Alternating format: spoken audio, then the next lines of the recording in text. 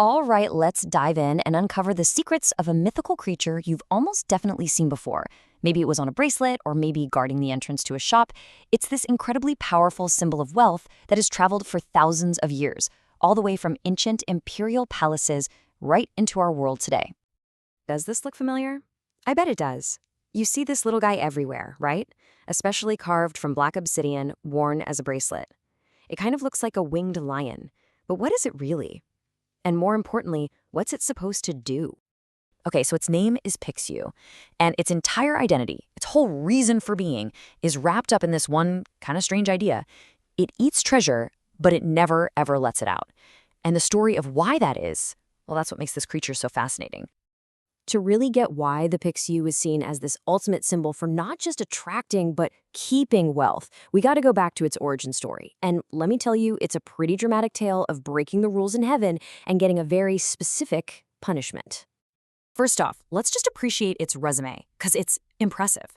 The Pixiu isn't just some random monster. It's one of the 9 children of the Dragon King himself. We're talking royalty here. It's got the body of a lion, the head of a dragon, and most importantly, this legendary, unstoppable appetite for gold, silver, jewels, you name it. You could say it was literally born to consume wealth. But this powerful creature had a bit of a problem. The legend goes that one day it kind of broke a celestial rule. It relieved itself on the floor of the heavenly palace. A huge no-no. And this act of disrespect made the highest deity in the Taoist pantheon, the Jade Emperor, absolutely furious. And the punishment? Well, it was pretty unusual. The Jade Emperor struck the Pixiu and magically sealed its anus. Yeah, you heard that right. The decree was simple. From now on, the Pixiu could eat all the treasure it could find, but it could never, get rid of it. And that one act, right there, perfectly explains its whole purpose. That's why the Pixiu became the ultimate symbol for not just attracting wealth, but for locking it down, for preventing it from ever getting away. It's all inflow, no outflow. Now, you'd think a story like that would just stay a myth, right? Nope. It was so powerful, so compelling, that the Pixiu was adopted by the most powerful people in ancient China. It became this closely guarded symbol of imperial power. You can kind of see its whole journey right here on this timeline. It all started way back in the Han Dynasty, when an emperor literally called it the treasure of the emperor. He even made it illegal for anyone but royalty to have one. Then you fast forward to the Ming and Qing dynasties, and suddenly you see them carved out of stone, guarding palaces and tombs. And that brings us all the way to today, where it's become this globally popular personal charm for bringing in wealth and keeping you safe. Okay, so because of all this mythical power, a whole set of traditions and rules popped up around how to actually use a Pixiu to get its energy on your side. See, it's not just about owning one, it's about using it the right way. So let's break down the big ones. So, there are basically 2 main ways people do this. You can get a Pixiu statue for your home or office. If you do that, you've got to have it facing a door or a window so it can hunt for wealth outside. But honestly, the most popular way by far is wearing it as jewelry. And that comes with its own very specific set of instructions. Now, the rules for the bracelet are super specific, but they all have a reason. First up, wear it on your left hand. The left is considered your receptive hand, the one that brings energy in. You want to receive wealth, right? Not send it away. Second, the Pixiu's head has to face outward, pointing toward your pinky finger. That way it's always looking for new treasure to bring to you. Third, and this is a big one, don't let other people touch it.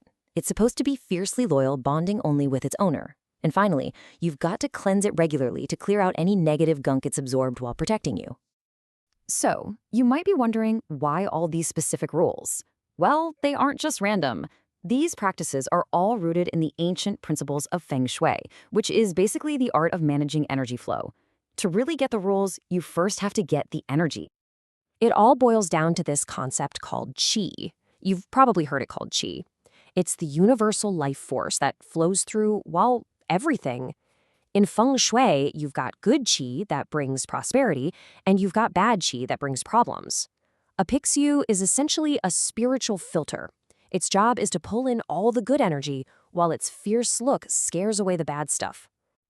Now, this energy, it's not just one thing. Think of it like it has different flavors, known as the 5 elements: wood, fire, earth, metal, and water. Each one has its own unique vibe, and the whole point of feng shui is to get them all balanced. This is exactly why the material your Pixiu is made of is so important. It aligns the creature's power with a specific type of elemental energy. And this is where it gets really cool and personal. Take a look at this. The material your Pixiu is made from isn't just about what looks good. It tunes it to a specific goal. So for example, if you need serious protection, you'd go for black obsidian. That's aligned with the water element, which is all about creating this deep, grounding, protective force. But if you want direct wealth and authority, you'd go for gold. That's the metal element, sharp, focused, and super valuable. The material basically fine-tunes the Pixiu's job to match what you need. So we've got the crazy myth, we've got the rules, and we've got the energy theory behind it all. But that leads to the million-dollar question, right? Beyond all the symbolism, does any of this stuff, actually work in the real world? Well, let's look at one documented case. I want to throw a number at you. $1.5 million. That's the amount of new assets a financial planner in Dallas brought in over about 5 weeks. And this happened right after a feng shui consultation where a key piece of advice was to place Pixiu statues in his office and start wearing a Pixiu bracelet. And here's what the planner himself had to say about it. He called himself very analytical and skeptical. But that sudden surge in business after making these changes, it was so dramatic that, in his own words, the experience opened his mind to the idea that maybe, just maybe, these principles could have a real, tangible effect. And this really gets to the heart of how most people think it works. It's not a magic lamp that just spits out money. It's more like a powerful physical anchor for your intention. Every time you see it, every time you follow one of the rules, you're reinforcing your financial goals. It focuses your mind, and that focus can absolutely influence your actions and make you notice opportunities you might have missed before. Which brings us right back to the ultimate question. Is a symbol like the Pixiu just a cool, ancient superstition?